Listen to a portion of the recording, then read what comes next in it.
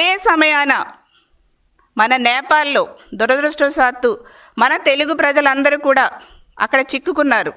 అక్కడ జరుగుతున్నటువంటి గొడవల్లో మన ప్రజలందరూ కూడా అక్కడ చిక్కుకున్నటువంటి పరిస్థితి బాధాకరమైనటువంటి పరిస్థితి. అంత ప్రతిష్టాత్మకరమైనటువంటి సూపర్ 6 సూపర్ హిట్ కార్యక్రమానికి కూడా లోకేష్ బాబు గారు వెళ్లకుండా ఆర్టీఏజ్లోనే ఉండి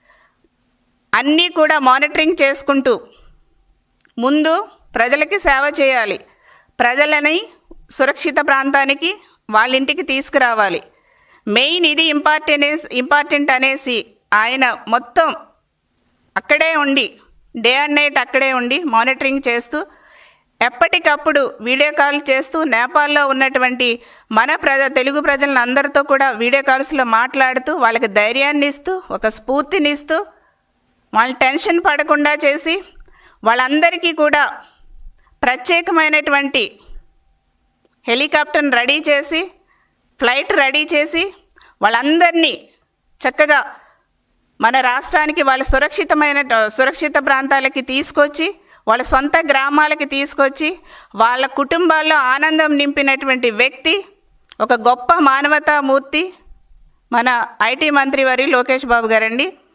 మరి మా అందరి తరపున కూడా లోకేష్ బాబు గారికి కృతజ్ఞతలు తెలియజేస్తున్నాం. సేవ అంటే అదండి. ఒక రాష్ట్రానికి మన కూటమి ప్రభుత్వం వచ్చిన తర్వాత ఇన్ని కార్యక్రమాలు సక్సెస్ చేశారు ప్రజలు. ఇంత ఒక భారీ మీటింగ్ పెట్టుకుంటే దాన్ని కూడా పక్కన పెట్టి కష్టాల్లో ఉన్నటువంటి ప్రజలు, ఇబ్బంది పడుతున్నటువంటి ప్రజలని క్షేమంగా మన రాష్ట్రానికి తీసుకువచ్చి వాళ్ళ కుటుంబానికి వాళ్ళ ఇంటి దగ్గర వదిలివేయాలి, వాళ్ళ ఇంటికి చేర్చాలి అని ఒక లక్ష్యాన్ని పెట్టుకుని పనిచేశారు చూడండి. అది సేవ అంటే.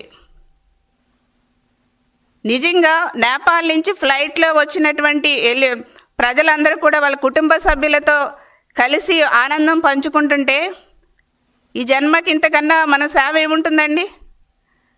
ఈ రోజున ఆ ప్రజలు చెప్తున్నటువంటి మాటలు మాకు ఎంతో ధైర్యాన్ని ఇచ్చారు. ఎప్పటికప్పుడు మాతో మాట్లాడి మాకు ధైర్యాన్ని ఇచ్చి మమ్మల్ని క్షేమంగా ఇంటికి తీసుకొచ్చారు. నిజంగా మా కుటుంబాలతో మేము కలుస్తామని అనుకోలేదు అసలు. లోకేష్ గారు మాకు చాలా చాలా హెల్ప్ చేశారు.